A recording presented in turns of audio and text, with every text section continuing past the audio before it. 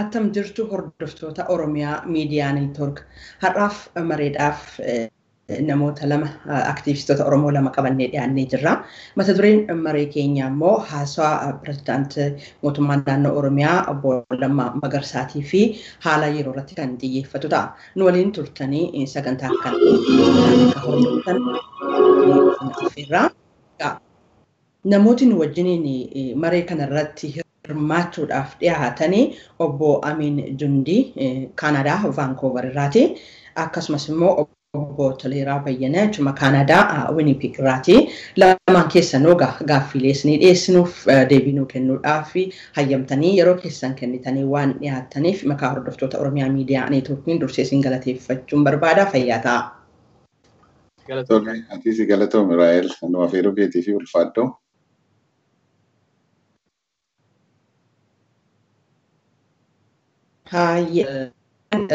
Galuudhaaf barbaade haasaadhuma obbo Lammaa Magarsaati. Obbo Lammaa Magarsaa Caamsaa 20 sababeeffachuudhaan ayyaana kabajame irratti haasaa taasisanii turanii. Mee haasaa sana keessa kana otoo hin jedhin dura haasaa sanarraa mee maal hubattan waliigalarraa kaafnee gara ijoo dubbii keessa jirutti immoo caa deemna jechuudha. Carraasaa eenyu kennu obbo Jundiidha obbo Aminii kennu? Atau fayyaa ta'e Raa'el dhimma haasawaa obbo Lammaa akka gaariittiin tokko gulamu gosa dirra deebi'een dhaggeeffachaa ture.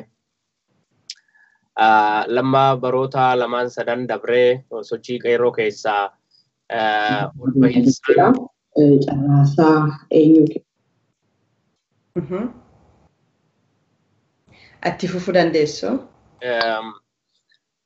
Obbo Lammaan yeroo gabaabaa keessatti baroota lamaan sadan sochiin qabsoo biyya keessattuu ijoollee qeerroodhaatiin babal'achaa dhufe kana keessatti namoota oppidoo keessatti akka sabboonotaatitti ol bahan keessaa namoota kabajaa guddaa qabuuf keessaa nama tokko ture.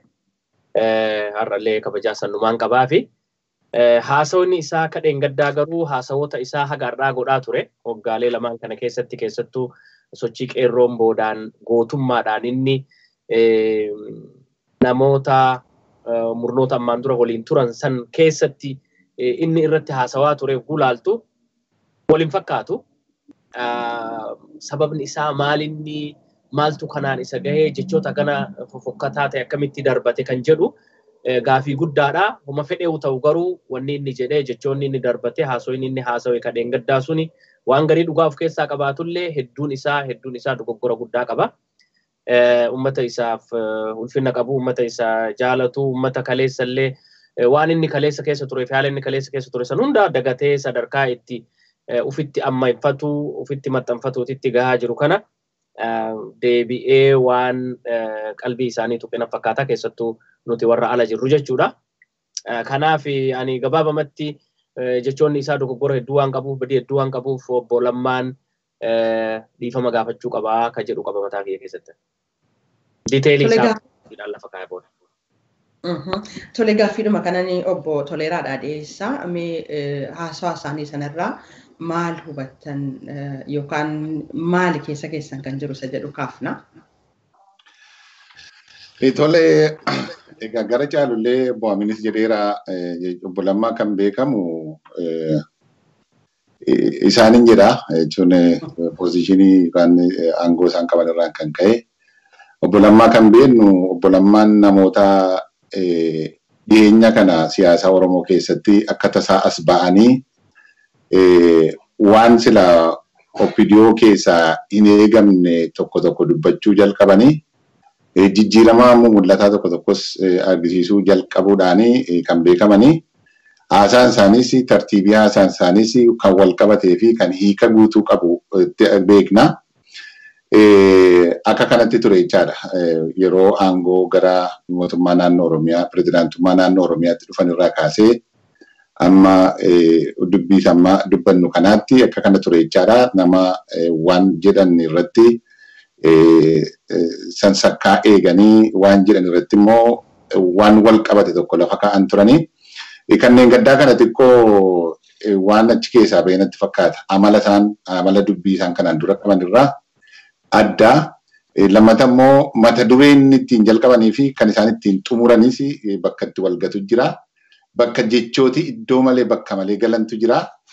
Kun egaa maalirraa ka'eeti kan jedhu tarii humna keenya ol ta'uu danda'a akkaataa itti qoratanii kana maalirraa ka'eeti kan jedhu suni yoo abbaamti suni dubbatirraan kan hafee akka itti adda baasan hin jiru. Garuu walumaa gala gara xumuraa irratti keessumaa kan isaan dubbatan kuni ana akka nam tokkootti waan isaanirraan eegnee waan itti muufadheedha. Sana booda akkuma jenne immoo qabxiidhaan immoo eessatti maal jechuu barbaadaniiti kan jedhu sitti dhufuu dandeenya. Kun akka jirutti ta'ee garuu waan suni kabajaa isaan kanaan dura qabanii fi waan irraa eegaa turre sana dhufuu deema biyyootti dabalee kana booda lakkii nama kanarraa waa dhaga'uuf hin fedhu kan jedhu sadarkaa sana hin geenye garuu haasaan isaanii xiqqoo adda ta'een arge. Gaarii dhaga'ama haasaa isaanii haasa'an keessaa dubbilee turan tokko kaasuudhaaf wayita yaallutti mirga namummaa lammii irraa mulqanii akka inni qabsoo gaggeessuu hin dandeenye gochuudhaan akka inni biyya bahu ergi taasisanii booddee wayita deebi'ee galutti immoo mirga kana namatu sii laatee jedhanii of faarsuun kun gaarummaa qabaa laata jedhanii namooti kaasan jiru waan ta'eef mee kanarratti maal jettu isinii carraasaa obbo Aminiif kennu? Fayyaa ta'e ulfaadhu kan duraa haasonni obbo Lammaan jedhe keessaa baqattoota jedha. Baqattoonni nama bilisoomsuu hin danda'anii baqattoonni biyya isaaniitti akka deebi'anii isaan bilisoomsuuf deemu. Nuti duraanuu baqattootaa miti. Dubbiin guddaan bakka kanan ilaalamu qaba. Ilmi namaa jaalatee maatii isaa, haadha abbaa isaa, ilmaan isaa dhiiseetiin hin baqatu. Rakkoo nu baqachiise kana nu caalaa ammoo namni beeku obbo Lammaa. Tarii sadarkaa inni amma irra jiruu fi hoggan amma inni irra jiru kanarratti namoonni akka isaatiitti irra turan hedduutu ture jechuu waggaa 5, 6, 7, 8 dura. Inni illee carraan akkasii sun isa mudata jechuu osoo qabsoon uummanni Oromoo ijoolleen Oromoo qeerroon Oromoo hin geggeessini hireen isa mudatullee kana haala jechuu. Baqattummaa waan ittiin wal arrabsan waan ittiin wal xiqqeessan ta'uu hin qabu jechuu. Nuti baqattootaa miti nuti qabsaa'ota jechuu. Qabsoof biyya baane qabsootti jirra qabsoo nuti alaa itti jirru kanatu jijjiirama inni hawaa jiru sanillee inni argaa jiru kanallee isa uume jechuuf hin baane. Kanaaf wanni hedduu garaa nama nyaatu keessattuu uf dhaaduu tokkotu argaa waan argineen beeyne tokkummatti wal afeeraa jirra. Ardhatti laal dhaabonni Oromoo maqaa Oromoo himatan kun hundi isaanii ideoloojii kennaan ilaalcha siyaasaatiin wal fakkaachuu qabnullee diinni nuti qabaachaa ture tokkicha ture. Dhaabota Oromoo keessaa namni mooraa kana keessa hin jirre Oppiidoo qofa turte. Oppiidoo qofatu mooraa diinaatii wajjin jira malee dhaabonni Oromoo hafan hundinuu mooraa diinaatii ala turan jechuudha. Warri mooraa diinaa dhiisaniitiin Oromootti as dabalan Oppiidoodha. As dabalamuuf deeman jechuudha. So lafarratti qabsoon Oromoo homaan garsiifne action jedhee yeroo hedduu deddeebi'ee dubbate jechuudha. Yeroo gargarii kursii irra teettuu irraanfata. Actioniin kenna qabsoo Oromootitti actioniin nuti ittiin fiinxabaane mataan isaa Lammaan ragaadha jechuudha. Lammaa kana osoo koortiin jiraate mee qabsoo Oromoo waan isin biyya irratti fidattan garsiisaa osoo nun jedhamtu Lammaa mataa isaa fuunee achi geessina jechuudha. Lammaa akkanatti haasa'u bareedaa kana haasa'u uummata isaatiif dhaabbatu kana isa kanaayyuu warra inni alarraa galchine jedheetiin hin dubbatu santu tolche jechuudha. So kanaaf akkaataan inni itti diaasporaa itti lafa nu kaa'e baqattoota jedheetiin lafa nu kaa'e sun dhugaa miti dogoggoraa. Diaasporaan TPLF warra qabeenya biyyattii ta'ennaa saaman kan rakkoo uummata irratti geessan halkanii guyyaa dhaabbatee waajjira addunyaa dura dhaabbatee hiriira bahee HR kan murtiirra geessisee paarlamaan Ameerikaatu akka fudhatu goosisanii mootummaa Itoophiyaa ajajoonni isaanii sadarkaa takkatti akka itti gaafatamuuf qophaa'an ka goosise nuti Oromoota biyya alaa jiran jechuudha. Qabsoon biyyattii alaa kana keessaa geggeeffamaa turte uumamuu isaaniitiif bakka isaan har'a gahan kanaaf sababa turte. probably oppiidoon osoo adda bilisummaa Oromootiif qabsaa'onni Oromoo biyya alaa hin jiraatin barbaachisummaan isiitu hin mul'atu ture jechuuf hin ba'a. Kun hundi dagatamuun irra hin jiru. Har'a garuu yeroo alatti irra jabaa, situ irra jabaa, jenneetiin wal balaaleffannu bira hin jirru. Diina keenya kan nuti kaleessa diina keenya jennu isaanillee har'a akka qaamni sun diina ta'e ibsaa jiran. Kanaaf mooraa takka waliin deebine humna taana, humna eega taaneen booda wal jidduutti politikaalii karaa nagaatiin wal dorgommiin ni dhalata soo jennu. Osoo miilaan gadi dhaabbatiin amma wal dorgommii siyaasaatu waan dhalataa jiru fakkaata jechuudha. Kun dogoggora jabaadha. Dogoggora daangaa hin qabne. Wanni agarraa obbo Lammaan jiraa ture, wanni agarraa godhaa ture akkuma jirutti ta'ee jechuudha. Dhugaan bakka kanatti jiru. Oppidoo keessa warri jiran obbo Lammaas dabalatee namoonni hedduun isaa jechuudha. Jijjiirama amma dhalataa jiru kanaaf jijjiirama amma dhufe kanaaf sababa qooda gahaa ni qaba. Nus qabsaa'onni biyya alaa jiru ni qabna, aktivistoonni ni qabni, miidiyaaleen Oromoo ni qaban, enda kan biroollee jechuun sabaaf sablammoonni biroollee qooda keessaa ni qaban jechuudha. Kan hunda garuu duuchanii akka waan ofii tolchanitti, akka waan ofii qamashanitti, akka waan ofii waan kana bakka kanaan gaaniitti lafa kaa'uun hedduu nama qaanessa. Oppidoon kan bakaleessa jiru sani waan amma dubbatu kana waggaa 5 dura dubbataa hin turre, achuma keessa ture waggaa 10 dura dubbataa hin turre, maaltu kana nu dubbisuu danda'e, eenyu kanaan nagahee dagachuun kuni dhugamatti waan qaanessaadha. Ani akkuma reefuun jedhe dogoggorri kuni dogoggora yeroo isaa osoo hin eeggatiin dhufe, Haasawa osoo yeroo isaan eeggatiin dhufe, yeroo itti galata walii galchinuuf wal balaaleffannu bira hin geenne, yeroo itti aangaa'ota qabsoo Oromoo keessatti umrii isaanii itti fixan qabsoo kana osoo inni nuun dhalatiin eegalan har'a yeroon inni itti akkasitti dhaabateetiin salphisu keessatti hedduu qaanyiidha. Namni beektaa osoo uumama namaatitti illee akka namaatittu waan namaa kennite galata namaa kennite ni mattu. Akka aadaa Oromootitti illee namni yoo namaattuu harka kenne nama harkatti kenname harkatti san ufitti ammata malee harka kennachiisee dheetiin ka geeraruun dhageenye jechuudha. So safuu Oromummaa illee qabu, safuu namoomaa illee qabu wanni obbo Lammaan dhaleesse. So kanaaf dhiifama gaafachuu qabaan jedhan gabaabatti. Bayyaanaa ta'e. Tole obbo Amiin obbo Toleeraadhumaaf gaaffiidhuma wal fakkaatu kanan kaasagaa amma akkuma namoota jedhanitti namni kan biyya baqatu yookaan biyya akka inni bahuu qabsoo biyya keessatti geggeessuudhaaf hin dandeenye sanaafitu carraa dhabuudhaan haala adda addaatiin rakkoo garaagaraatii fi qabsoodhaaf gara biyya alaatti baha. Haa ta'uti garuu haasaa isaanii keessatti haala qabsoo kana xiqqeessuudhaaf gadi qabuutu mul'ata ture jedhu namooti. Isinoo kanarratti maal jettu carraasaa obbo Toleeraadhaaf hin kenna. Tole waa'ee terminoloojii isaa baqa jedhu baqachuu jedhu kun jechi biraa waan jiru natti hin fakkaatu. Ilaa qabsoodhaafis bahii baqachuun baqachuudhuma. Baqachuu jechuun of oolchuudhaaf nami jiraatee qabsoo kanatti fufsiisuudhaaf illee baqachuutu irra ture. Baqachuun suni waanuma baay'ee jecha biraattiin akka itti ibsan waan jiru natti hin fakkaatu. Sun akka kana ta'ee garuu obbo Lammaan yeroo haasa'anii eenyutti akka haasa'an oodiyensiin isaanii eenyu akka ta'e tokko xiqqoo waan dogoggoran natti fakkaata. Dabballoota isaaniitti haasa'aa jiru yoo ta'e akka namoota isaanii wajjin hojjetaa jirutti dhaaba isaanii dhaadessu yoo ta'e waan akkas miidiyaarra bahee lallabamu hin turre. Walii isaanii keessatti kan kana caalu jechuu danda'u. Kun immoo amaluma dhaaba siyaasaa tokko. Kanaaf kan dabballoota isaaniif kan yookaan immoo deeggartoota isaaniif hojjettoota isaaniif qophaa'e kanatu waltajjii uummataa irratti achi as baasanii iddoo dhaga'amuu irra jirti dhaga'ame jechaadha.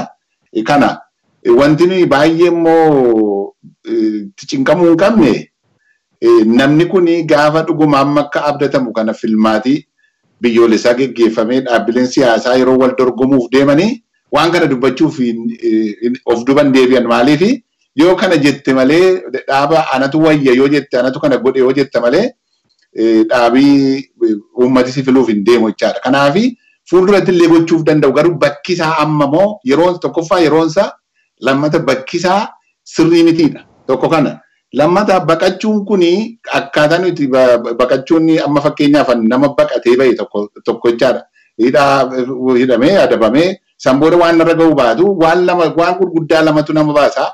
Tokko deebitee gidiraama sanatti galtee maatii keessa gidirsitaa uummata keessa gidirsitaa lammata cunqursaa uummata keerra ga'u kana ilaaluu dadhabdee baachuu dadhabdee sammuun kee lapheen kee si baachuu dadhabeetu kana ilaaluurraa bakka fedhetti illee dhaqee du'a jechuurraan biyyarraa baata jechaadha. Kanaaf kun baqii akka kana waan isaan amma gara daabbootti jijjiiramee namni daabboo nyaatu tokko akkamittiin qabsoo nama bilisoomsuu danda'a kan jedhu sun hiikaa sana godhachuun irra hin turre. Dhugaa dubbachuudhaa fi kan daabboo barbaadan illee bahee jiraachuu danda'a. Uummata addunyaa guutuu keessaa hin jira Oromoo qofa miti kan dhuguma jireenya fooyyee ittiin argachuuf biyya alaa bahee hinuma jira. Kana keessa Oromoon illee hinuma jira.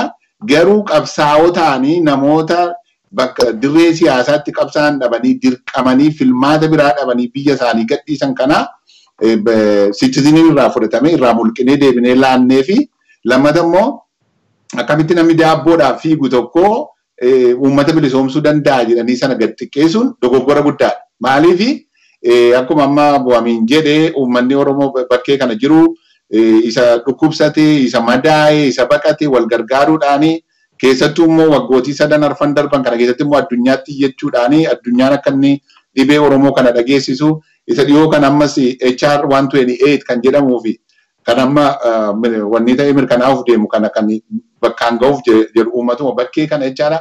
Kanuma daabboo nyaataa qabsaa'e sana jechuudha. Kanaaf namni kun daabboos nyaataa qabsoo uummata isaas deeggaraa jechaadha.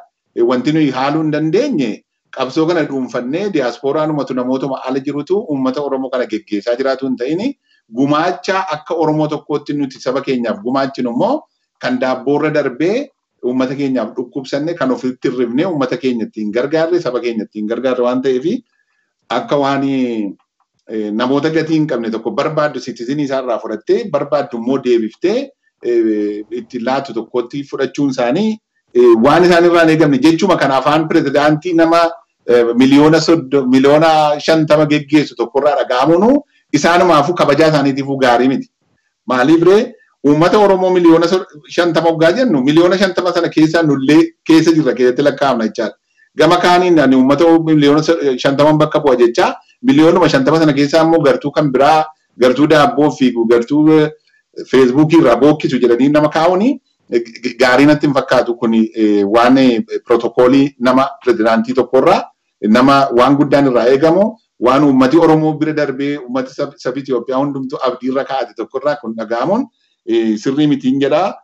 Akka ittiin waan isaan haasa'an sun sirrii miti reetam fudhaa. Akkamittiin egaa isaanii dhiifama gaafatu immoo attam godhu immoo kan jedhu isa isaanumaaf dhiibna garuu kan nutti mul'ate kan namoota illee irraa mufatanii mufiin suni sirriidhuma. Mufii immoo nama jibbitu tokko irratti jibbitatu hin ta'in nama abdattu tokko namatti abdattu tokko lafatti hin eegnetti akkati hin eegnetti yeroo haasa'an immoo mufachuun waanuma jirudha jechaadha. Kanaaf mufannaan namootaa waanuma sirriidhan jedhaan. Tole obbo Toleeraa galatoomaa gara gaaffii biraattiin ce'a. Gaaffii biraan amma OPDOs ta'uu akka guutuu Itoophiyaatti paartileen siyaasaa adda addaa kan biyya keessa jiranis biyya alaas kan socho'aa jiranii akka isaan siyaasa biyyattii keessatti hirmaatan gochuudhaaf tattaaffileen tokko tokko mul'achaa jiru. Fakkeenyaaf biyya keessaa kaafaawwan biiroo adda addaatti akka banatu gochuudhaan akkasumas immoo ODFs biyya alaarraa biyya keessatti galee qabsoo kanatti akka inni makamu gochuudhaan bakka bu'oota isaa ergachuudhaan haala kanaan sochiin calqabamee jira jechuudha. Haasaa isaanii keessatti obbo Lammaa Magarsaa maal jedhanii turanii Oromiyaa dirree gabaa siyaasaa gochuu hin barbaannu jecha jedhu fayyadamaniiru. Kun mee maal agarsiisa? Sochii amma jiru wajjiniin jechi isaanii kun maal agarsiisa jedhu carraa isaa obbo Aminiif kennu. Haa ta'u Raa'el waan reefuu Toleeraan jiru waan xiqqoo duubatti deebisuu barbaada. Waa'ee daabboo jedhe sana. Bara Haile Sillaasee wallo beelahee jedhanii manni hiriira bayaa jiran. Booda Haile Sillaaseen beeta mangistii isaatii gadi bahee manni maal barbaadaa maaliif iyyanii jennaan daabboo barbaadanii jennaan maal keekii nyaatanii ree jedhe dubbii jedhamu tokko na yaadachiise si galee. Daabboo nyaannee qabsoo godhuun qabsaa'otaaf waan guddaadha. Daabboo hin qabnu. Garuu ija qabsaa'ota biyya keessa jiranii Lammaa fa'aatiif ija OPDOtiin ammoo qabsoon isaan beekan kursirra taa'anii kayoo ajajamanii kayoo arrabsamanii godhansan qabsoo mooraa keessatti mooraa magaalaa keessatti godhamtuu fi yookaan ammoo qabsoo siyaasaa san beekan. Nuti qabsaa'onni dhugaadhaa ammoo qabsoo gaara keessatti muka keessatti baddaa keessatti bishaan malee dhugaatii malee nyaata malee geggeessine sanirraa dubbanna jechuudha. Namni waan beeku irraa dubbata. Dhugaadhaan daabboon sunuu nutti ulfaataa ture jechuudha. Kanaaf haalli itti qabsoo keessa turree fi wanni itti qabsoo geggeessaa turre illee adda adda.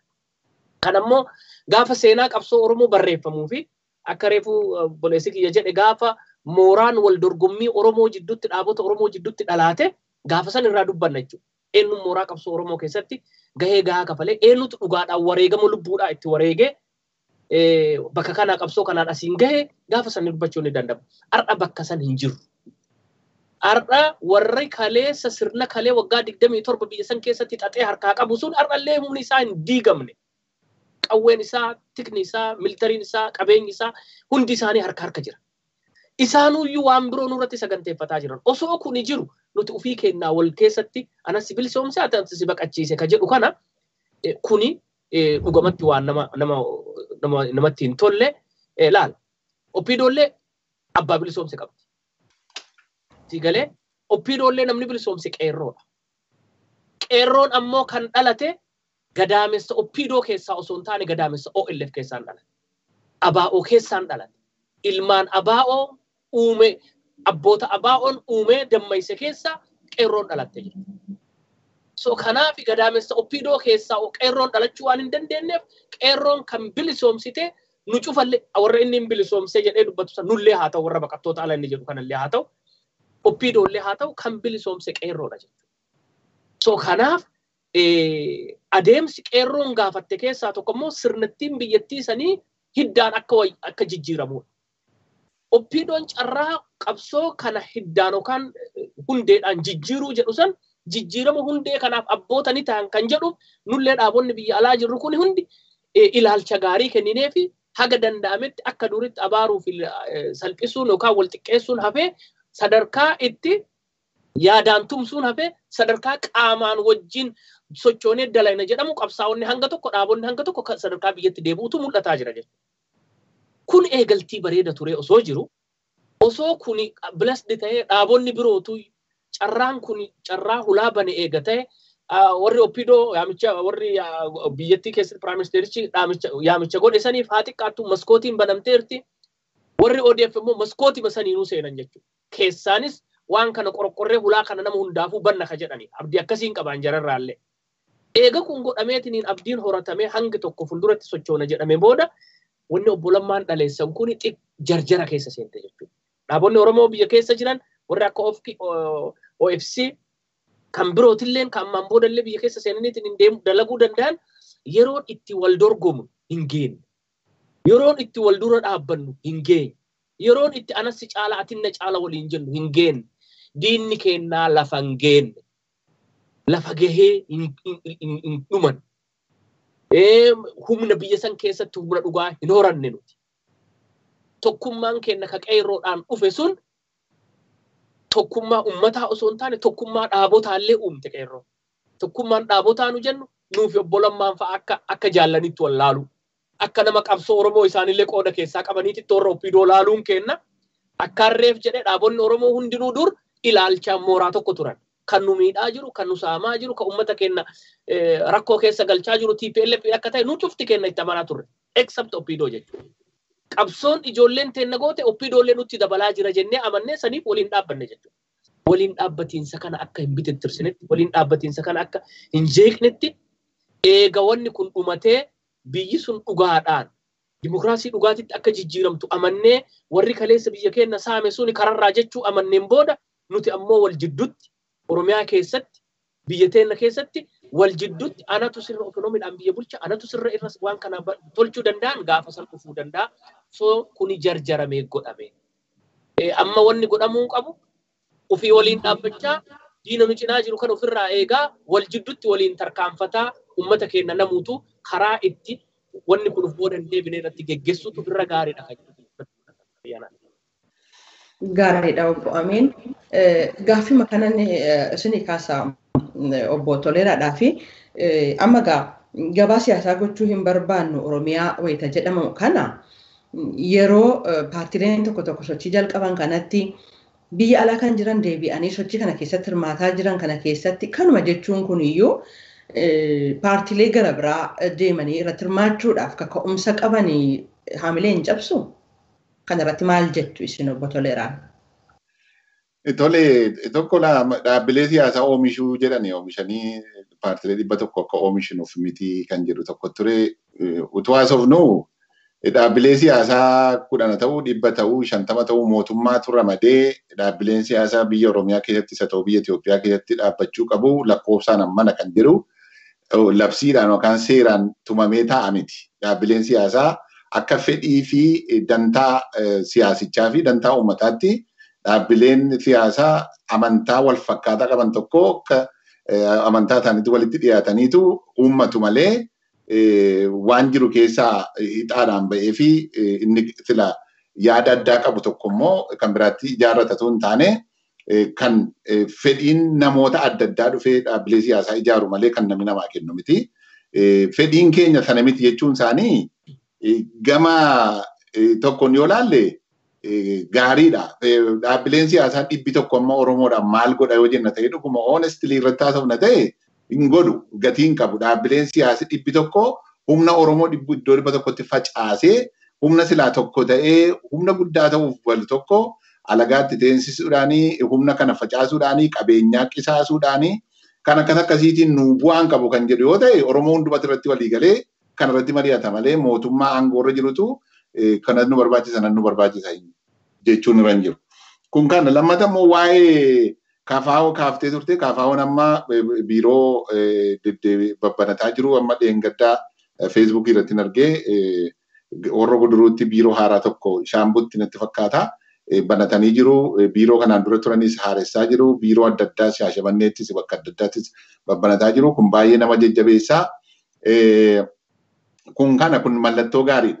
Inni kaan kan ODF biyya alaatii galanii kan isaan irratti xiyyeeffatan illee obbo Lammaan mataan isaanii kanneen dirree xiyyaaraatii simannee fi waan walii taaneen miti waan yaada tokko gooneen miti wanni kana babal'isuu fi kan jedhu waan gaarii haasa'anii booda immoo akka waan isaaniin bilisoomsanii biyyatti fidaniitti geeddaruun isaanii miti. Paartileen siyaasaa akka dirreen siyaasaa bal'atu iyyuu isaantu uume miti. Qabsoo uummata Oromoo, sochii uummata Oromoo, sochii uummata Itoophiyaatu dirreen kun akka bal'atuuf dirqisiise jechaadha. Yeroo kana godhan jarri kun of oolchuuf godhu. Kan amma jijjiirama biyya keessatti fidu tokko ofii isaanii of oolchuu biyyattii immoo faca'intarraa oolchuu kan jedhu tokko amma dubbii isaanii keessatti biyyattiin akka isheen hin facaanes oolchine kan jedhan kuni biyyattii oolchuu kanaaf namni ittiin galateeffamuutu ta'in biyyi kanuma walooti biyyi yoo oolte hundumatu irraa bu'aa argata waan ta'eef isa kanaaf paartileen siyaasaa biyya keessatti dhaqanii qooda fudhachuun bu'aansaa isaanuma mataa isaaniitiif iyyuu isaanumtu tasgabbaanii aangoo siyaasaa amma qaban kana amma yerootti ittiin gaggeeffachuufu biyyichumti iyyuu gara nagaa fi tasgabbiitti akka inni deebi'u gochuufu bu'aansaa kanuma isaaniiti. Fakkeenyaaf amma yeroo addi dimokiraatawaa Oromoo ganna addi dimokiraatawaa Oromoo torban darbe dhaqanii ilaalcha gaarii ture namoota biratti jechaadha. Ilaalcha gaarii ture mallattoo gaarii akka ta'e simannaan mootummaan godhee fi miidiyaa irratti ba'anii waa isaan dubbatanii nan yaadadha obbo Leencoonii kan addanaan nu ga'e immoo galata qabsoo qeerroo Oromoo jedhanii dubbataniiru miidiyaa isaanii irratti miidiyaa OMN irratti jechaadha. Kun ifaadha. Obbo Lammaanis yeroo adda addaatti dubbataniiru. Gooftaan keenya uummata keenya jedhaniiru. Lammata kan sadarkaan kanaan nu ga'e qeerroo bilisummaa Oromooti kan jedhu qeerroo Oromooti kan jedhu kanarra deddeebi'anii dubbataa turan. Fagootuun naqiin kan walgahii Amboo irratti godhame walgahii Roobee Baalee irratti godhame irratti illee kan deddeebisanii dubbataniiru. Qabsichi ija bu'aa kan uummataa akka ta'e itti irra deddeebi'anii dubbataniiru. Amma deebi'anii ofii keenya bilisummaa baafne kan jedhu xiqqoo akkuma sila jedhe sana tarii waan kun waan miidiyaaf qophaa'e natti fakkaatu waan achi keessatti dubbachuudha. Maleetu bakkeetti bahe natti fakkaata malee kun waan sila itti krediitii fudhachuudhaaf wal dorgoman miti. Waan immoo humna paartilee siyaasaa biyya Oromiyaas haa ta'u Itoophiyaa keessatti dhaabbachuuf deemu tokko gadi butan miti. Yoo Oromoo walii galee paartileen siyaasaa wal ta'uun paartileen siyaasaa 10-20 jiraachuurra paartileen ciccimaan 2-3 jiraachuun uummata kanaaf bu'aa guddaa qaba. Humna isaa yaada isaa hundumaa itichee Oromoo humna guddaa godhee Oromoo impaawarii godha yoo jenna ta'e kan hundi keenya irratti walii gallu malee mootummaan lakkii 50 barbaada 100 miti lakkii 10 barbaada 20 miti kan jedhu miti kun kanaafi kaleessa yeroodha feesbuukii irratti Habtaamuu Lamuu xiyyaara tokkorra namoota naqeetu akka qoosaatti kaa'ee ture maal jedhaa namootatu xiyyaararra jijjiraa xiyyaaratu as deebi'aa jira waamicha Dr. Abiyyi Ahmadiin simannee utuu biyya galaa jirru haasaa obbo Lammaa dhageenyeetu Paasifikii irratti deebi'aa jirra kan jedhu tokko ture jechaadha. Maaliif gama tokkooni dirreen siyaasaa kottaati keessatti qooda fudhachaa jechuun allakkii anas siyayyamee anatu siitizinii keessii deebisee si fide jedhanii ittiin nama doorsisuun sirrii miti namoota sana hamilee jara sanaaf illee gaarii miti kun kana inni kaan haasaa isaanii keessatti yoo fuulduratti deemne hin beeku kan isaan utuu lubbuun jiranii reeffi isaaniitu galini utuu lubbuun jiranii akka galan jennee kan jedhu kuni xiqqoo innillee baay'ee namatti dhaga'ama. By the way namni tokko dulloomee maaf du'a miti dargaggeessa meeqa qabsaa meeqatu biyya bakkeetti du'e reeffisaa biyya galee waalameera kan immoo raaganii wanni ta'anii umurii kuufanii du'anis kan akka Haji Adam Diloofaas kan reeffi isaanii galee dhuguma jira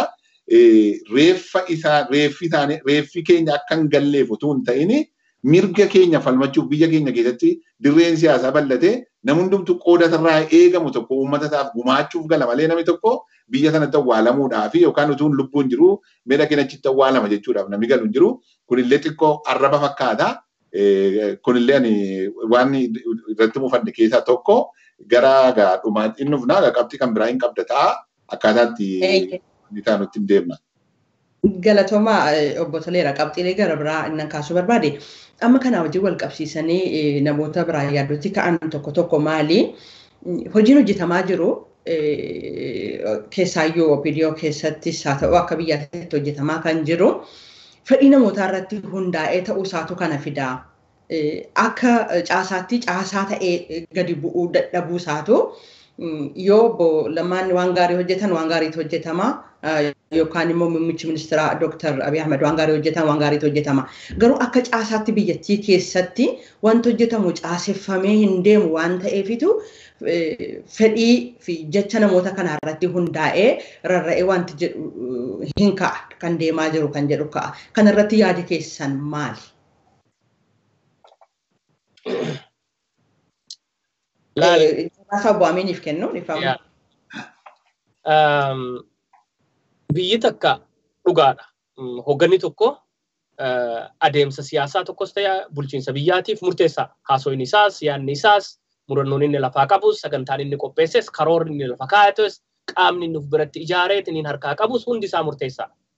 Kanneen hunda caalaa garuu murteessaan instituushinii sirna ijaaru, caasaa ijaaru, istiraakchara san ijaaru.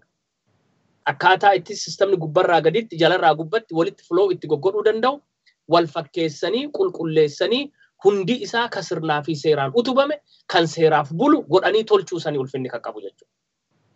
San tolchanii harkaa qabanii har'a yoo jedhame sadarkaa federaalaatitti illee ta'ee sadarkaa Oromiyaatitti piroosesa san fixatan hin fakkaattu. Takkaffaa ispeeshaalii biyyattii san keessatti waggaa 27 xaxaan biyyattii san keessa ture akka gaariitti hubanna. Maqaa 125 jedhuun haa ta'u maqaa namoota nuti hin beeyne namni hin beeyne intelligensii isaan waan sagalee akka eekoo wayiitu dhagahama. Anna biraayee miti. Dhagageettu? Tole amma dhagahama. Gara sagalee biraa hin Haasawa kiyyan irraa balleessita. Waan caasaadhaan caafamee deemuu qaba jedhu irratti kaafne. Exactly laali. Kan mul'ataa jiru amma garuu kan mul'ataa jiru waggoota 27 keessatti TPLFoon isiin xaxxee lafa keette ifa. Caasaa ikoonoomii, caasaa tikaa, caasaa militarii haa ta'u, caasaa ogeeyyota sadarkaa mootummaa keessatti illee ta'anii hunda isaanii kanneen hunda isaanii hidhamee duraaniin akkatti inni itti lafa taa'ee fi lafa qophaa'e akkaataa itti bulchiinsa isaaniitiif mijjatutti lafa kaa'e.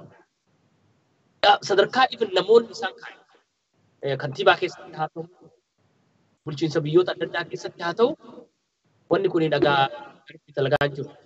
Isin biraa isin lamaan keessaa sagalee banaa dhalaala.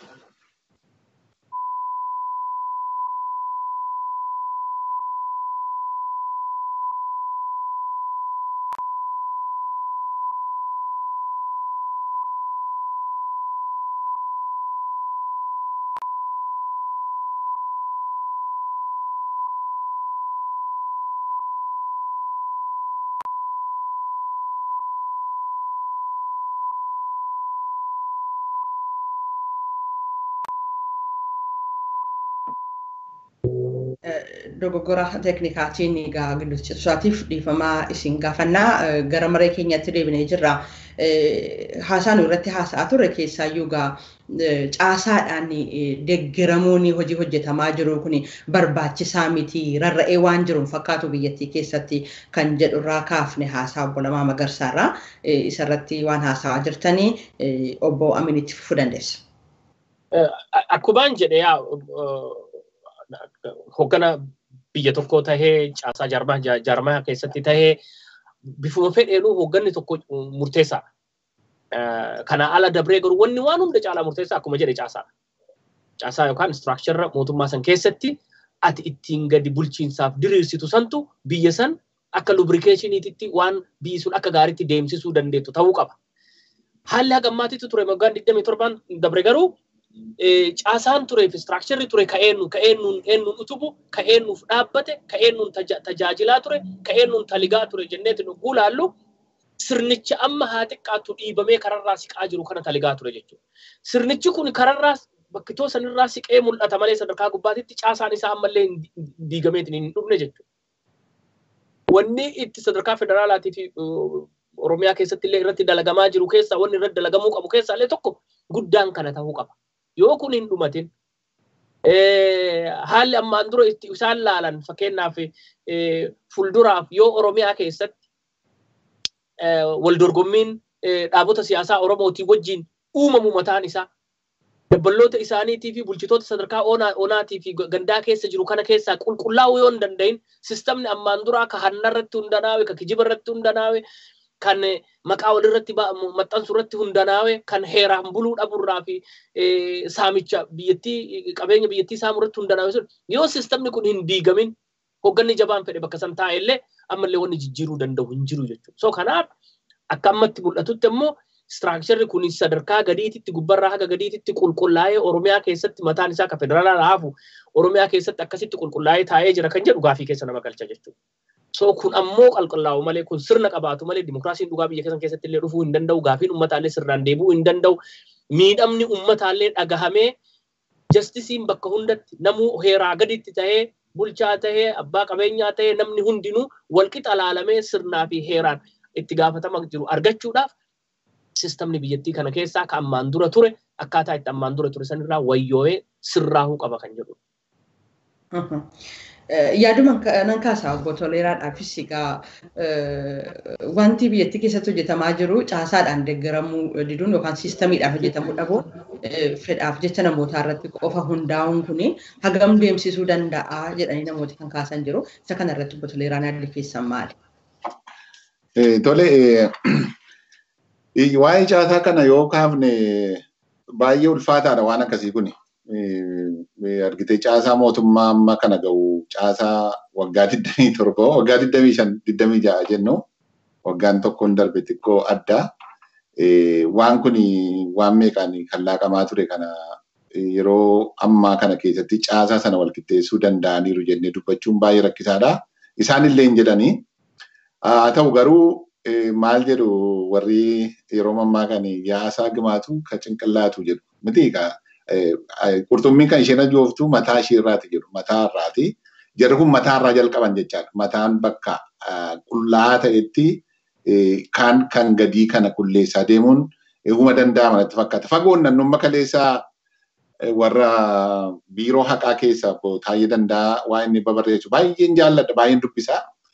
Waan inni babarreessee dubbisu maxxansu kana maal jedha kaleessaa Bishooftuutti walgahii tokko qabna turre abbootiin alangaa walgahii tokko qabna turre abbootiin alangaa mataan isaaniiyyuu seera yakkaa fi seera siviilii kan fitaabeerii fi yakka wanjala jedhamu kanallee adda baasanii namoota hin beeknetu abbootii alangaa ta'anii jiru. Kan biraan haafuu bulchiinsa addaa naannoo Finfinneetti illee namoota himata malee waggaa 2 faa hidhaman turanii. Isaan kana qulleessaa jirra.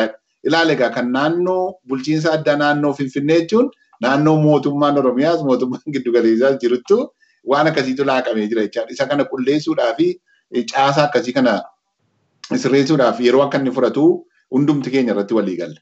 Yeroo fudhata jedhanii immoo caasaan kun yeroo fudhataaf jedhanii immoo abbaan barbaade akka jaallate godhu jechuunis immoo nama dhiba waan ta'eef akkinni itti amma jalqabamee deemaa jiru. Amma fakkeenyaaf dhiyoo kana Baalee Roobeetti walgahii muummichi ministeeraaf obbo Lammaan dhaqanii achirratti wanni ta'aniini oduu haa ta'uu dhugaa wanni haa ta'uu dhugaadha jedhee nama bulchiinsa naannoo sanaa kan dubartooti ka'anii iyyataa turan kana naannoo sanarraa kakaasaa jiru. Uummataan illee hattuu of keessan kaayinaa yoo danda'ame gorsaa yoo ta'u baate immoo nutti himaan innoossinaati kan jedhu waan akkasii kun jalqabamee jira. Kana gaa mootummaan qophaa waa tokko gochuu hin danda'u. Uummanni carraa amma sagaleen isaa itti dhaga'amu kan argate jechaadha.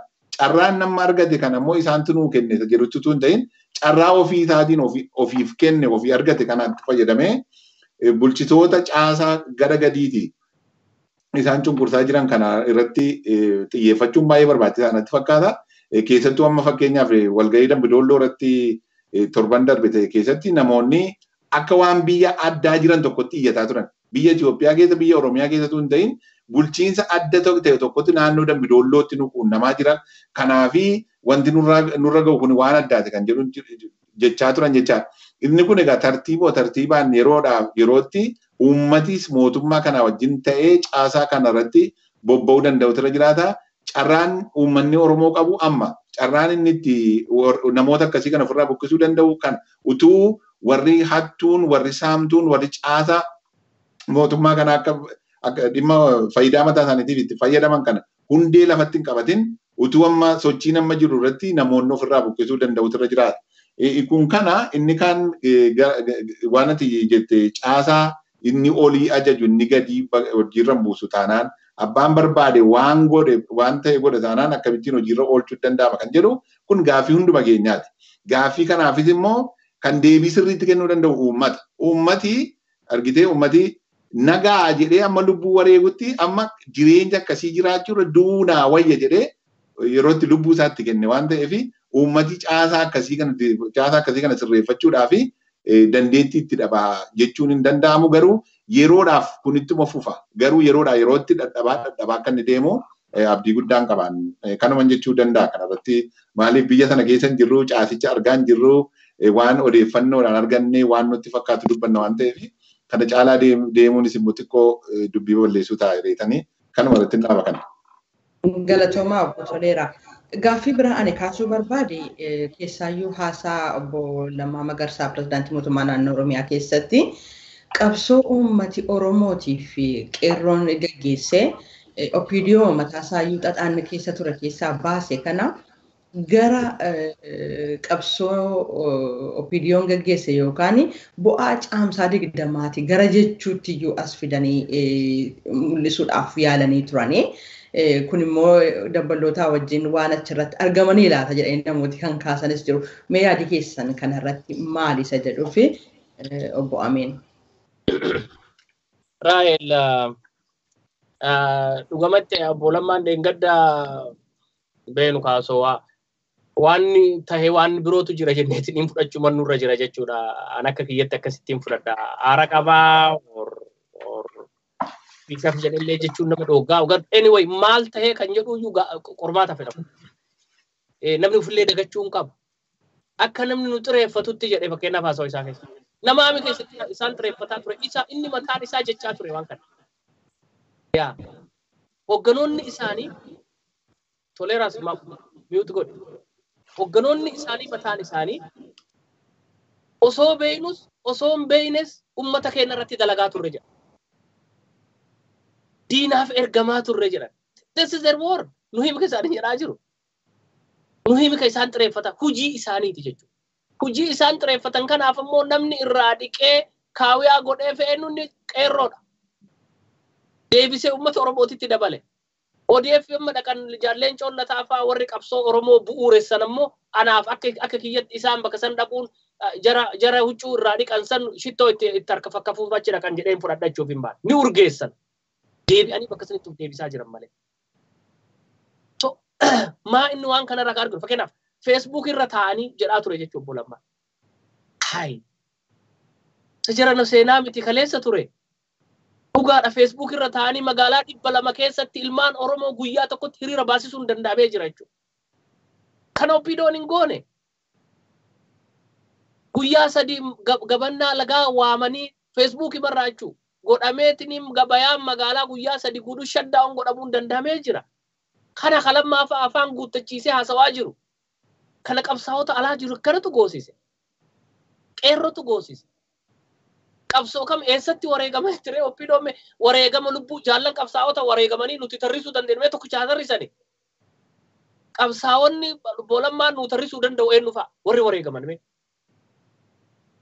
Waggaan 20ffaa kuni waggaan 20ffaa gariin ergamaa ka gariin uummata irra dalagaa ka gariin uummata fichisiisaa ka gariin uummata basaasiisaa godhame kana yoo kana taate malee seenaa waggaa lamaa yoo ta'e fantastic.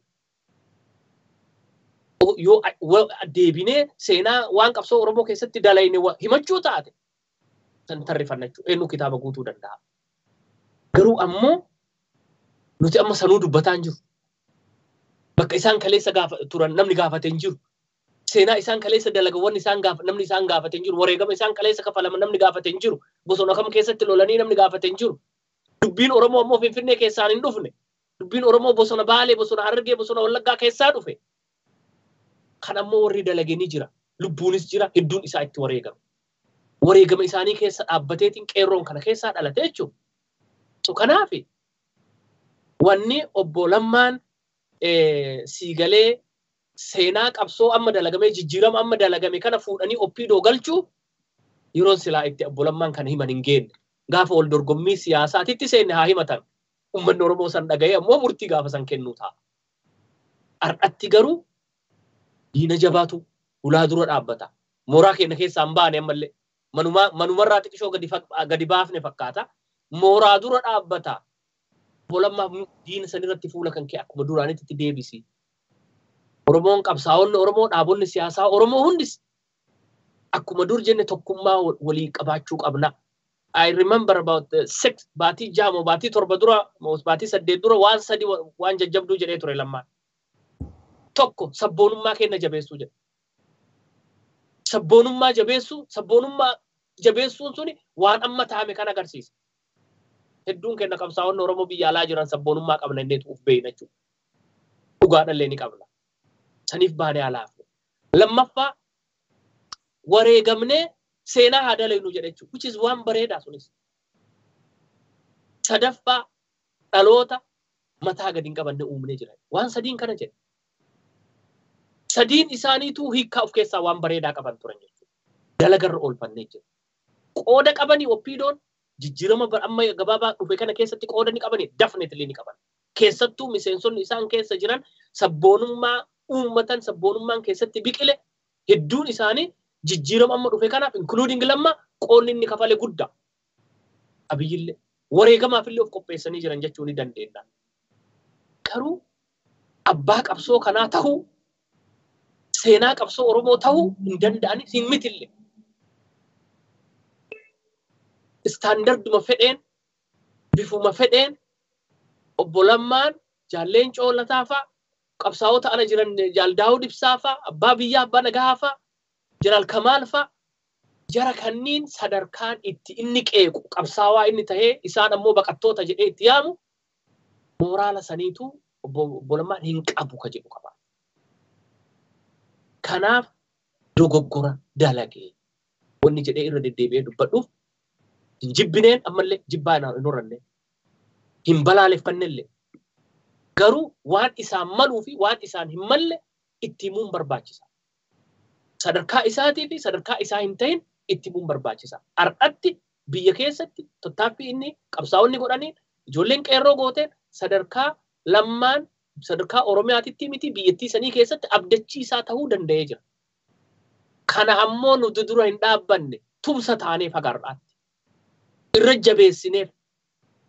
Imagine ijoollee qeerroo kana qabsaa'ota biyya keessa jiran kana Haasawa Lammaatii mi kadhaabe.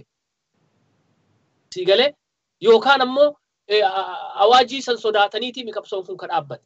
Walii galle yaadaan walii galle aktivistoota keenya dhaabota siyaasaa Oromoo biyya alaa jiran kan biyya keessa jiran kan gaara keessa jiran psychologically walii galle. Diina guddaa kana kararraa kaasuu qabna ka jedhu sanirra walii galle. Eega diina harkaa kaafnee jennee isa of dura kaanne immoo fuula keessa nutti as deebi'ee anatu abbaadhaa Gaafa jechuu eegale diinallee ilaaluu fuula irraa achi garagaluu eegale. Shakkiin namoota hedduudha ammoo. Shakkiin namoota hedduudha oppiidooma jedhu san. Hindi qabtuun xurooytuun qulqullooytu jedhu san akka ofitti hin dhugoomsine nuti har'allee sun dhugaadha jedheen fudhadhu ani. Akka san ofitti hin dhugoomsineef ammoo wanni inni godhe kun taa'ee dhageeffatee eenyutti akka inni haasa'u dhageeffatee impaaktii inni nurratti qabu dhageeffatee hubatee soorii jechuu qaba akka jedhu qaba. Galatooma obbo Ameen gaafuma kanan isinii kaasaa dheeraadhaaf egaa qabsoo uummataa kana gara OPDO'tti qabsoo qeerroo kana gara OPDO'tti asakkifachuutu mul'ata ture haasaa isaanii keessaa yaada jedhu irratti obbo Toleeraan maal jedhu? Tole galatoome gaaffii jalqabaa ittiin kaane tokko akkamitti ilaalta haasaa obbo Lammaan godhanii kan jedhu irratti waa jedheen ture. Mata dureen isaa fi xumurri isaa wal gata wal faalleessa. Jarri kun caamsaa 20 baroota dheeraadhaa fi baroota 27ffaadhaaf kabajaa jiru. Caamsaa 20 kanaa Oromoodhaa akka injifannoo kootee Oromoodhaa kabajatan dhaga'ee hin beeku, argees hin beeku, hin jiru. Kanaaf jarri kabajataa turanii ammallee kabajataa jiru. Suni waaniif akka kabajatan isaantu beekaa dhuguma caamsaa 20tti dargiin kufeeraa, dargiin mootummaa cunqursaa ture, dargiin nama nyaataa ture, dargiin kufeeraa. Garuu dargiin kufee immoo kan dargii caalutu immoo olitti ba'e. Kanaafi warri kabajatu maaliif akka kabajatu hin beeka. Garuu uummati Oromoodhaa caamsaa 20 kanaa akka guyyaa injifannoo isaatti kabajatee hin agarrean. Isaan akka dhaabaatti garuu kabajachuun waanumarraa eegamu maaliif waanuma keessa turanii waan ammallee keessa jiranidha waan ta'eef jechaadha.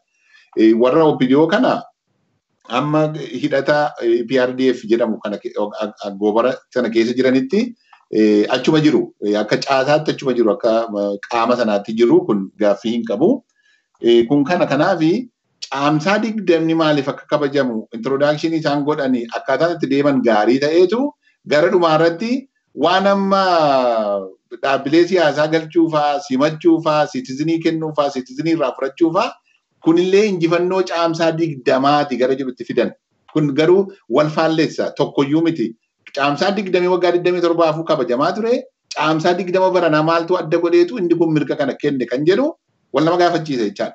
Dhugaan jiru Oromoodhaaf Oromoon itti biyya Itoophiyaa biyya Oromoo dhiisee qe'ee Oromoo tokkoon dhiisee biyya Itoophiyaa seenaa Itoophiyaa jijjiiree warri dhaabbileen siyaasaa itti gaafatamumni warri yakkamtoota gurguddaa jedhaman illee yeroo itti mirga isaanii deeffatan seenaa Itoophiyaa jijjiiree guyyaan Oromoo akka caamsaa 20 kun kan Oromoodhaa fi itti moggaafamu jiraachuutu irra jiraata fuulduratti iddoo caamsaa 20 jechaadha.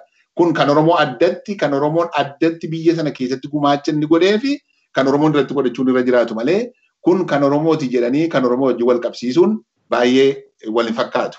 Ammoo akkuma obboleessi keenya Amiin jedhee OPDO kana keessattuu tiim Lammaa warri jedhamanii waan amma qeerroon godhe kana keessatti gumaacha hin qabanii qabu bareechanii qabu. Maaliif bara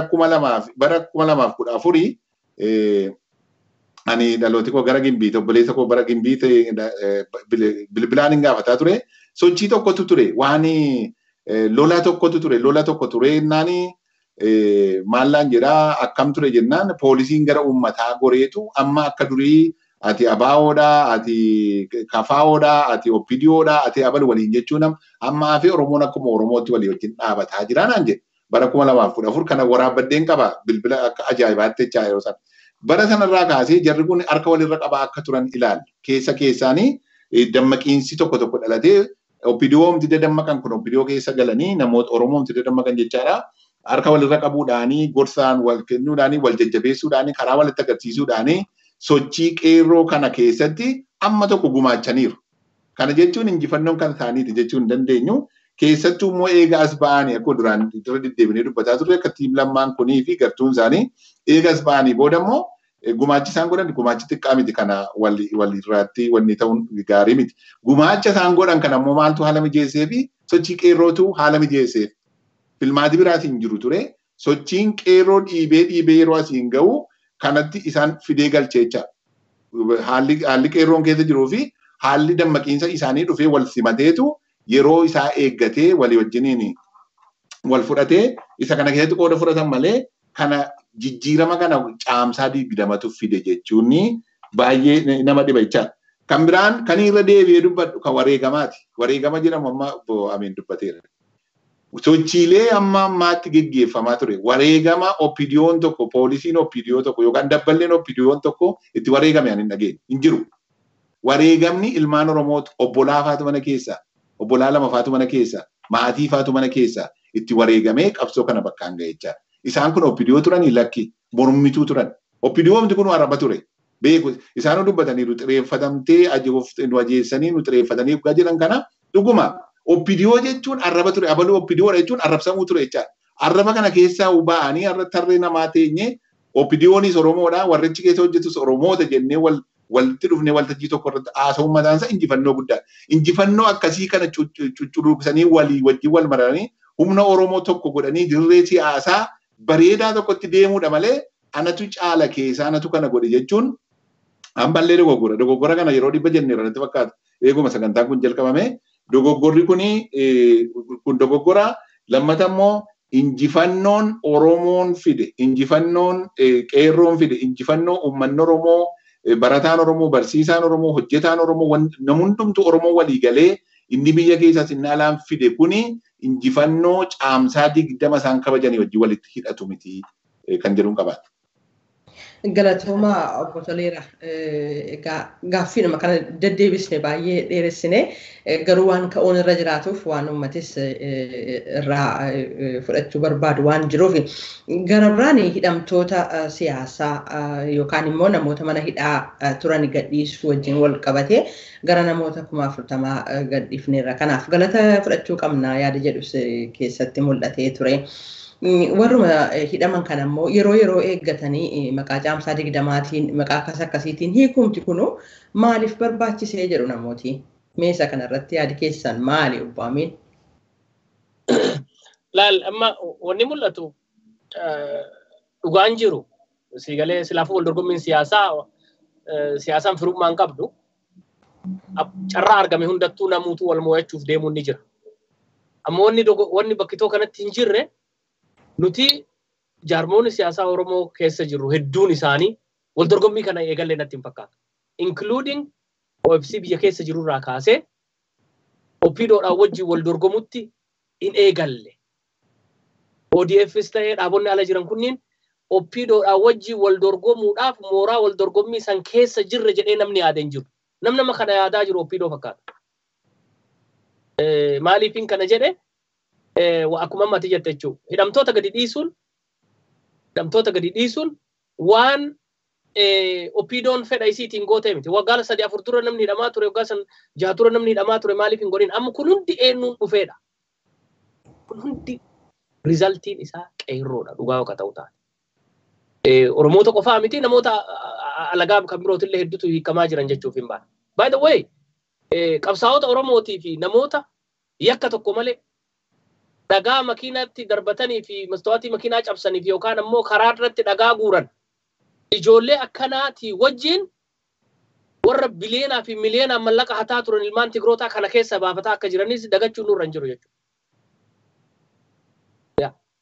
Nuuf dhugaadha ilmaan keenya obboleeyyan keenya bahuun galata garuu kiriminaalota illee akkati wayyaaneen kana keessa illee dalagatu kiriminaalota warra qabeenya uummataa qabeenya dhuunfaa uummataa warra saaman warra dachii saaman illee kana keessa gadi lakkisiifataa jirti jechuuf hin baana. Yoo kana injifannoo OPDOti jedhanitti kan fudhatan taate of course maybe kana fudhatanii kan warra kiriminaalotaa sanii kan ijoollee Oromoodhaa gaafii arra isaan ittiin dhaadatan kana jechuudha. Sadarkaa Prime Minister biyyaa gahuu fi akkasuma immoo sadarkaa obbo Lammaan fa'a afaan guuttatanii waan akka arra haasawan kana akka haasawan warri isaan goosise ijoollee qeerrooti. Ijoollee qeerroo osoo qabsaawaan hidhamanidha ijoollee nama gadhiifaman kunniin kun hedduun isaanii jechuudha. So kanaaf itti gammachuu qabna, ittiin boonna garuu rizaaltii isaa laalla malee nuti abbaan jedhanii yookaan fudhatan kanarratti wal dhabbiin qaba. Eegaa isintu gadhiise fayyaa ta'a galatooma. Garuu nuti ammoo beeyna.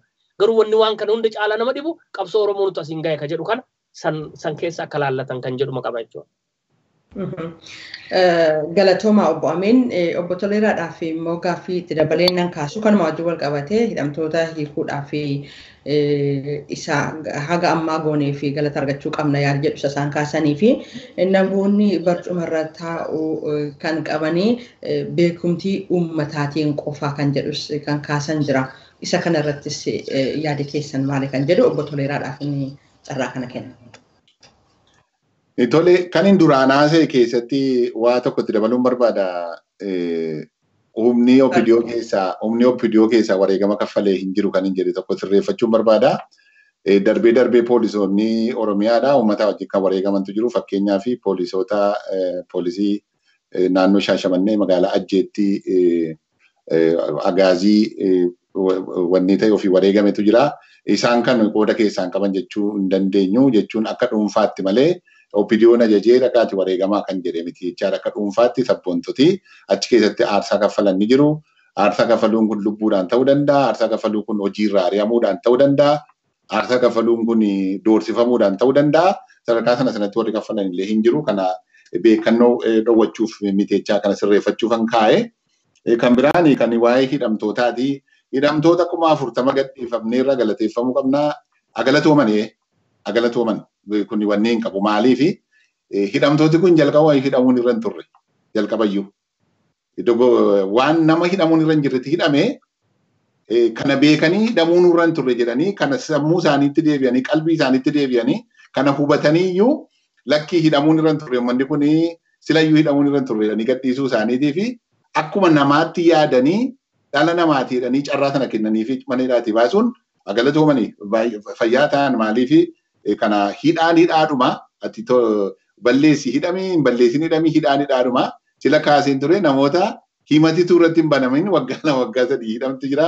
Mucaa waggaa 14tti mana hidhaalee seenee amma waggaa 18tti himatitti banamu endaan waggaa 4 mana hidhaa keessa taa'ee waggaa 18 himatitti banamee jira. Namooti kun cubbuu maleetu cubbuun irra kaa'ame hidhamanii isa kana akka dhala namaatti hubatanii hubannoo kanatti dhufanii isaan kana gadhiisuu isaaniitiif agalatoomanii kun kana lammata immoo hidhamtooti kana duwwaa miti hidhamtooti hafan illee hin jirudha. Waa'ee piroozijarii seeraa tokko deddeebisanii kaasu kun dhuguma haasaa obbo Lammaan haasaan keessatti wanti nuyi hawwinu wanti nuyi haasofnuu fi wanti nuyi gochuu dandeenyu adda adda kan jedhu kana irratti walii galan manama tokkotti mana tokkotti muuvii gootee meeshaa guurrattee mana tokkorraa mana tokkotti yeroo galtu bakka meeshaa kee qaqqabsiifachuuf yeroo dheeraatti fudhata. Nama biyya ammana kana gahu bulchuu, nama uummata kana bulchuu, nama seerri dabee isa nama innocent nama qulqulluudhaan nama jeeseedhamee faayilii isaarratti maxxanfamee jiru. Namatu nagaa ta'etu jiru hinate hin saame jedhamee faayilii isaarratti maxxanfamee jiru kana qulqulleessuun yeroo fudhataa yeroodhaan yerootti fayyadamanii akka isaan gadhiisuuf deemanii abdii guddaa qabna. Kanas immoo ministeera haqaa irraa dubbataan ministeera haqaa yeroo adda addaatti kan isaan baasan irraa deemna jechaadha.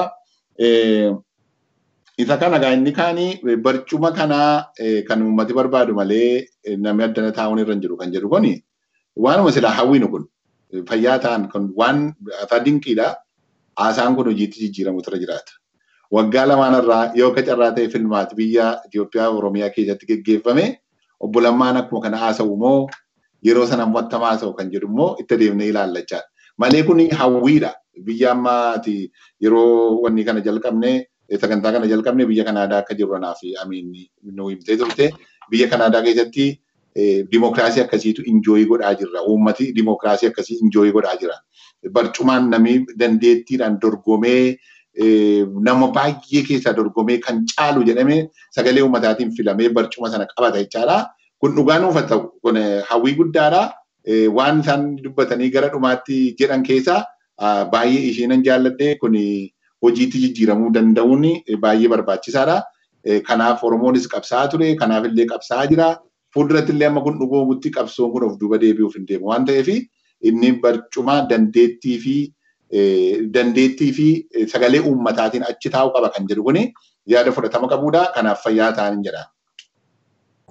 Galatooma obbo Toleeraa yaada sheedhumaa kana obbo Amiiniif kaasu namni barcumarra taa'u beekamtii uummataatiin ta'uu qaba isa jedhu wajjin wal qabate namootuma hidhamanii hidhaadhaa hiikaman kun amma namooti keessaayyuu Oromooti baay'een kan hidhaman mirga isaanii gaafachuudhaani. Nama mirga isaa hidhamee gaafatee hidhaadhaan dararamaa ture beenyaatu kafalamuufii qabaa jedhanii immoo kan kaasan hin jiru. Namni kun mirga isaa waan gaafateef hidhamee dararamaa ture waan ta'eef kanaaf beenyaa argachuu qabaa jedhaniis kan kaasan jiru. Meeshaa kanarratti yaada keessan maali gara dhumaatti dhufaa jirra? Fayyaa ta'e kan waa'ee namoota hidhamanii kan kaafte kanarraa hin kaasa. Biyya seeraa fi sirni keessa jiru keessatti waan namatti jette kuni seerichatu nama hayyama namootaa miti. Abbootii aangoo harkaa qabu miti kan nama hayyamu. Namni tokko sirnaa ala osoo heeraan murtiin sitti murtaa'ee hin adabamin mana hidhaa keessa seenta taanaan jireenya kee keessatti wanni ati irraa badde sun kamaatii kee facaafte kanaatiif kompenseet taata. Heera siif hayyama kana. Heera san dalagarra oolchan jechuudha. Biyya keenya siistamni akkanaa hin jiru. Heera kan baasaniif heera namaan sodaachisuuf osoo hin taane heerri akka namaaf dalagu irratti hin tolfamne sii galee. Kanaaf namoonni hidhaman mana hidhaati yogguu bahan silaa akka ati jette sanitti sababaan isaan itti hidhamaniif sun beekamee yoo sirnaan ala hidhaman namni isaan hidhame sun iyyuu itti gaafatama jechuudha. Mootummaan ammoo namoota san kompenseet godha sila. So kanaaf wanni akkasii sun waan hin jirreef fuulduraaf hoppuulii ni uummanna jedheetiin abdadha. Kan kana alaa garuu kan waa'ee kursii kana ammaan booda nama uummataan filametu irra taa'aa jedhanii obbo Lammaan waggaalee filmaanni tahee dheeraa keessatti akka sirni suni nama uummataan filame akka achi hin taa'in isaan caalaa namni beeku jira natti hin fakkaatu. Namni uummataan filamee korojoon isaa jalaa garagalfamaa akka ture nuti warra mormitootaa osoo hin taane taajjabdoota addunyaa jedhanii warra biyya sanitti yaamaman faranjoota halluu ragaa itti ba'anii jiran jechuudha. So akkuma boleessi kiyya jedhe baandaaf jennee bira kutu jechuudha. Rabbiin akka ati jette kana nuuf haa godhuu jecha jette kana warra dhugatti rabbisi haa godhuu jenneeni san eebbifnee bira kunna jechuudha. Maaliif boru yoo abdii kana qabaate kolfaa taphachaa warra ala jiran kana tahee warra biyya keessa jiran tahee warra wal dorgommii kanaaf carraa argatanii bakka san jiran wajjin taa'ee harka dhahee yoo OMN harka dhahee yoo OMN harka dhahee carraa san ummataaf dabarsuudhaaf yoo qophii ta'e dhugaadhaan inni dimokiraasii biyyattii san keessatti uumuudhaaf ummata Oromoo tasgabbeessuu fi guddinatti siisuudhaaf illee hiiroo ta'ee jiraata. Garuu osoo sunuun gahin ammaayyuu fincii lamma jirtu kunniin wanni kun dogoggoraa dhiifama jennuun achi gayuu fuuldura kun taa'amuu qaba. Because mallattoo diktaatarummaati wanni mul'ataa jiru jechuudha. Anas si galchee an akkana si godhe ana tokko si godhe an akkana kuni jedhamuu eegallaan namni ana jechuu eegallaan dhaadachuu eegallaan kursii ummata irra taa'an saniin uf qiyaasa baree laaluu eegallaan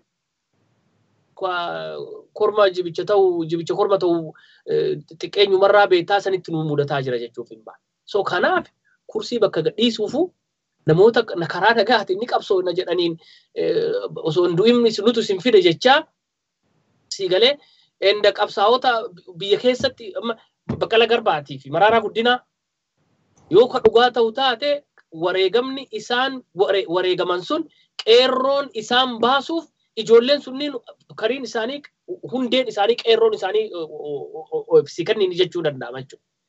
So abbaa itti ta'uu barbaaduun akka waan Baqqala Garbaatii fi Maraaraa Guddinaa fedha ofiitiin gadi dhiisaniititti osoo hin taane qabsoo ijoollee tanaatiin akka ta'e dagachuun fi ijoolleen oofisiin kunillee deeggarsiinni ijoollee qeerroo kana biraa qabu millions ta'uu dagachuun kuni waan namaaf hin liqinfamne. So kanaaf qophii uf godhuudha bolammaani.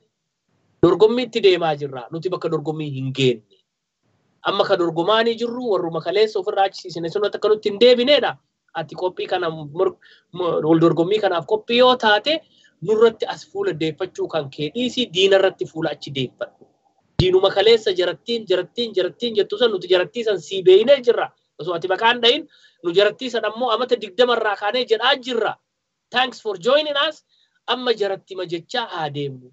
Gaafa jarattii mooraa tanna keessaa qulqulleeffanne nuti wal dura teennee abbaa ummanni filateen kursii ati jettu san atillee meebii irraa kaasa. Kanaaf qophaa'ima jennaan jirti. Galatooma waameen gaaffiin dhumarratti gaafachuu barbaadu Haasawa Lammaa keessaa baanee jechuudha.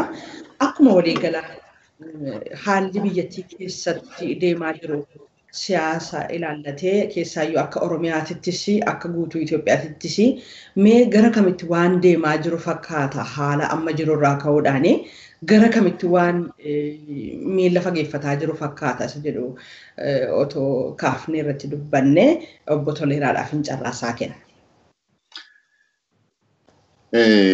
Egaa isa kana baay'ee nama rakkisa gaa abdiidhumaan waa ta'ufne malee baay'ee nama rakkisa garuu isa dura tun ta'in waan duraanii waa'ee beenyaati kaaftee kompenseeshinii namoota hidhaadhaa ba'aniif kaafte kuni waan sila addunyaan biraatti waan beekamaadha.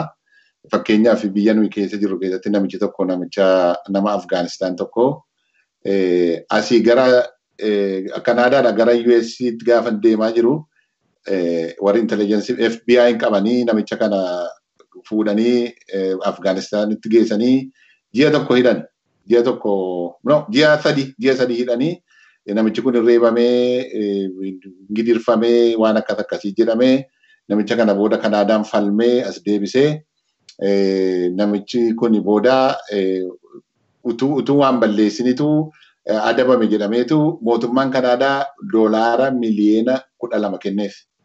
Doolaara miliyoona 12 namichi booda baga hidhame iyyuu Waaqayyoon galateeffataa ture jechaadha. Nama tokkoo fi nama ji'a sadii caalaa hin hidhamneef jechaadha. 40,000 kana 40,000 isaan dhiyoo kana jiran warra duraa dhiisi fakkeenyaaf jaarsoliin Maccaaf Tuulamaa jaarsoliin warri oraa geggeessaa ture warri gaazexaa urjii qopheessaa ture warri madda walaabuu qopheessaa turre. Hundumti kun hidhamanii baay'een isaanii bilisa hidhamanii ba'an. Fakkeenyaaf jaarsolii Maccaaf Tuulamaa keessaa jaarsolii nama 63 hidhame keessaa nama 3 moo nama 4 qofatu ofirraa ittisaa jedhaniitu ragaan irratti argameera. Warri kaan waggaa 4 booda bilisa hidhamee gadhiifaman jechaadha. Isaan kanaaf utuu beenyaan gaafatame biyyattiin sunuu qabeenyaatti dandeesse kaffaltu hin qabdu jechaadha. Kun garuu biyya sanatti hin beekamne jedhamee fuulduratti nami calluma jedhee akka horii hidhamee gadhiifamuun irra hin jiraatu. Fuulduratti waan mootummaan kun seeraan waan wanni ta'ee fi nama kompenseetii gochuu kan beenyaa namaa baasuun baay'ee barbaachisaadha. Gara haala siyaasaatti jettetti yoo deemnu inni waa'ee obbo Lammaa kaasaa turre kuni nami nama jaallatu gorfata. Nami amma aktiivistootumti keenya warrumti raabaa doorii irraallee yeroo haasa'anii akka isaan jabaataniif kana jenna jedhaniitu qeeqi kun baay'ee gaariidha. Qeeqi nama jabeessa jechaadha. Inni kunis pirezidaantiin Oromiyaa nama Oromoo qofa miti guutuun biyya Itoophiyaa ija sirra kaawwatee jiru waan ta'eefi haasaan akkasii ammatti isinirraa hin miidhaguu hin barbaachisuudha. Tokko malee zeeroodha wanti isin hojjettan gatiin qabdan kana booda jennee dhagaatti guuruun miti. Nami immoo yoo dhaguma dhala namaa ta'e immoo nami immoo waan nami jedhe kun dhaggeeffatee yookaan waan ittiin dhugaa ofii kanaaf hin dubbadhee ittiin nu amansiisuu danda'u tokko gabbaasuu qaba. Yookaan immoo kun ta'uun dogoggora jechuun beekumsa guddaadha waan ta'eef mootummaarra jirullee kanatti deebi'ee ibsa kennuun kunillee aadaa haaraa biyya sana keessatti akka inni uumu beekanii irratti kennuun baay'ee barbaachisaadha. Kanarraan kan hafe tiim Lammaa fi Dr. Abiyyi tiim Lammaa jechuun Dr. Abiyyi achuma keessa jiru akka muummicha ministeeraatti Lammaan akka naannoo Oromiyaatti wanti isaan hojjetaa jiran waan baay'ee nama jajjabeessu waan itti fufamuu qabu. Garuu yaada uummataarraa ala deemna jechuun ofii isaaniitti sigigaannee kufne sodaatan sana ofiin of sigigeessuu ta'a waan ta'eef kana sirriitti itti yaadanii uummata akkas isaan qabatee uummata akkas isaan kabajee uummata iddoo guddaa isaaniif kennee hoogganoota keenya ittiin jedhe kana kabajanii uummata wajjin deemuun baay'ee barbaachisaadha. Siyaasaan biyyattiis immoo sanumaan wal qabatee deema jechaadha. Siyaasaan biyyattii namoota geggeessutu akka malee oofe malee heerri biyya sanaa cubbuun qabu. Heera shororkeessaa, heera maaloo jedhanii kan isaan booda bixxilan irraan kan hafe konstitushiniin Itoophiyaadhaa innumti hojiirra nuuf ooluudha amma. Qeerroon gaaffiin qeerroo gara jalqabaa mirgi keenya mirgi heerarra jiru nuuf kabajamuudha waan ta'eef isuma kana hojiirra oolchuun isuma kana kanuma heerri nuuf kenne mirguma heerri nuuf kennee fi kan heeraa alatti immoo namni tokko gattaa'ee akka hamatamutti akka amanamuttis Prime Minister warra duraa warra du'e kana warra Mallas Zeenaawiitu seera kana galgala baasanii ganama raggaasisaa turan jedhanii isa kaasanii labsii yeroo hatattamaa kaasanii biyya kana geggeessuun har'allee itti gaafatama guddaadha. Akka amma jirrutti akka isaan geggeessaa jiranitti yoo haasatti amma bolammaan haasa'an kana keessaa baafnee ilaallee adeemsa ammatti jiru gaariidha. Kuni warri riphee taa'ee jirus immoo jiraata. Warri qawwee of harkaa qabu jira. Warri intelligensii of harkaa qabu jira. Riphanii taa'anii jiru. Jarri kun maal yaada akka isaan jiranii rabbitu beeka. Garuu hirreen kan uummataati. Uummanni dinnaan eenyuyyuu bulchuu hin danda'u. Qawween bulchuu hin danda'u. Kanaafi qabsoon kuni Oromootu geggeessaa jira. Oromootu biyya Itoophiyaa keessatti geggeessaa jira. Oromootu biyya Oromiyaa keessatti geggeessaa jira. Kanaaf qabsoon Oromoodhaan geggeeffamaa jiru kuni qabsoo biyya sana keessatti nagaa fi tasgabbii fidee biyya sana illee gara misoomaatti geessu jedheetan abdaddaan kanuma jechuu danda'a Raahel. Galatoomaa obbo Toleeraa. Gaaffiidhuma kananii obbo Aminiif dhiyeessa. Keessaayyuu gaa obbo Amin immoo deeggarsi gama qabsaa'otaa yookaan jiraattota Oromoo biyya alaa jiraatanii wajjinis wal deeggaranii deemuun kuni akkuma maqaa dhabsiisan kana osoo hin taane qabsoo biyya keessa jiru deeggaruu keessattis akkamitti wal simee deemuu qabaa fi haala biyya keessa jiru wajjin wal simsiistanii otoo kaastanii ittiin barbaada obbo Amin. Fayyaa ta'ee adde Raahel. Jijjiiramni biyyattii keessatti uumamerraa sadarkaa muummicha ministeeraa biyyattiidhaa Abiyyi dhufuun nu hunda kennaafuu ana akka Aminitti injifannoodha jedhee yaada. Injifannoo firiin qabsoo Oromoo yeroo dheeraa eegaltetu biqilaa guddachaa kufaa bakka kanaan geesse malee waan fedhaan yookaan jaalalaan. Ikoo jira badhaasa nuti waan kana jabeeffachuun ammoo kennuma hunda ta'a. Kan oppidootii miti, kan ofisii fa'a miti, kan uummata Oromoo hunda ta'uu qaba jedhee yaada. Maaliif jaalannee jibbines biyyattiin suni osoo nuti hin beekin istiraakcharri biyyattii sanii etnik irratti beesdi tahee haga har'aatitti maqaa sabaa fi sablammootaa jedhamu kanarratti federaalizimiin kunis waan lafa dhaabbatee jiruuf har'a Abiyyitu achi jira. Itoophiyaa Xaqilaa Ministeera Abiyyi jedhanii qofan taa'amu. Wannaan isaa duubaan dhaabbate waa'ee saba inni keessaa tahe Oromoo jechaan sun waliin dhaabbata jechuudha. Gaafa kana komanii wayii qabna waan walitti tokko nu godhutu jira jechuudha. Piraayisteri biyyattii ta'uu alatti waan adda waliin nu godhu qabna jechuudha. So kanaaf isaaf tumsuun isa akka inni utubamu godhuun akka inni wanni kun harkatti hin kufne godhuun akka wanni kun nu harkaan buunes godhuun itti dirqama kennu hunda jedhee nama dadhabudha. Akkan jedhe gaafa wal keessatti deebinu wal dorgommii wal keessa kennaa itti fufna achi hin geenne. Garuu amma kursii itti kennani kursiin ammoo kan jabaachuu danda'uun humnaani humna horanne humna itti horuu kan dandeenyu ammoo waliin. Kursiin qofti humna ta'uu hin dandeenyu. So kanaaf wanni inni godhaa jiru ammoo anaaf akka Aminitti hedduun dinqisiifadha. Biyya keessa deemee naannoo itti rakkooleen adda addaa jirutti biyya tasgabbeessuuf uummata jidduutti amantaa uumuudhaaf keessattuu jibbaa uummata keenya irratti uummata Oromoo irratti lafa kaa'ame kana qulqulleessuudhaaf tattaaffii inni godhaa jiru natti tola. Bira dabree jechuudha.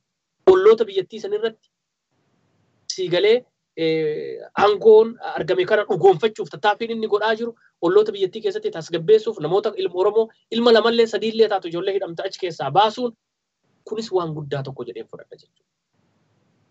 Wanni hafan ammoo dalagaan hafan hedduutu jira jechuudha. Dalagaa adeemsa keessatti nuti eeggachaa turre yeroo gabaabaa keessatti hin fura inni jenneetiin hin abdachaa turre kan dalagarra ooliin hedduutu jira.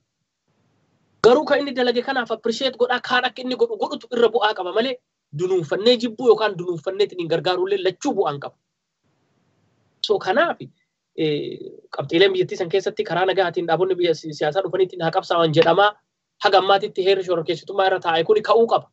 Amma waan bareedaan har'a dhagahimaa inni OMN irraa kaasuun Jawaar irraa waan kana kaasuun isteeppii tokko biyyattii tana karaan dhugaatiitti tasgabbeessuuf deemuudhaaf ragaa guddaadha jechuudha. Itti fufuu qaba. Dhaabota siyaasaa irraallee wanni kunniin ka'uu qaba. Awaajii yeroo jedhaniitiin biyya keessatti qawweedhaan wataadara ganda keessa deemu kanallee kaasuun barbaachisaadha. So kanaafi dhugaa jiru kana hubannee waan takkatti beeka. nuti abiyyi dura dhaabbannee mormineeni yookaan ammoo haala adda addaa goonullee nama nu caalaa abiyyiin dura dhaabbataa jirutu jiraallee hubachuun nurra jira jechuudha. Nu Oromoo caalaa warra abiyyiin kuffisuuf abiyyiin bakka kanarraa buqqisuuf bakki Oromoon geette kan of duubatti deebisuuf qoloo teennataa huccuu aadaa taaf beeta mangistii keessaa mul'attee fi qorii teennaa fi bachoo fi marqa kenna mana beeta mangistii keessaa mul'atte kanaaf ka ijji isaa gubataa jiru kan waan kan of duubatti deebisuu barbaadu miliyoona jira mataa keenna keessatti kaataa fuulduratti deemuun nurra jira. Akkatti kaleessa wal balaaleffannu akkatti kaleessa wal arrabsinuuf wal salphifnuu fi ka addaallee ka har'aallee adda ta'uu qaba.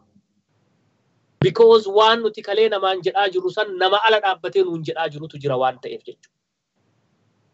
So kanaafi ani haalli abiyyi jijjiirama biyyattii keessaa godhaa jiru hanga tokko appreciate godha gayaadhaa miti garuu ka arganne kana harkatti qabannee innillee wanni amma inni godhaa jiru waan hedduu bareedaadha.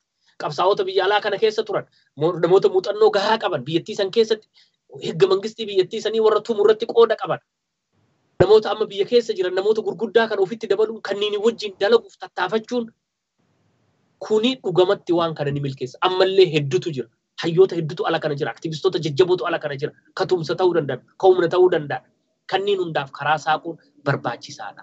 Biyyattii teenya tasgabbeessuudhaaf karsitti achi deebisuun barbaachisaadha. Wanti takkattiin uummanni keenya hubachuu nurra jiru abiyyiin prime ministeerii biyyattiiti. Sabaa fi sablammoota biyyattii san keessa jiru miliyoonatu jira beekadha.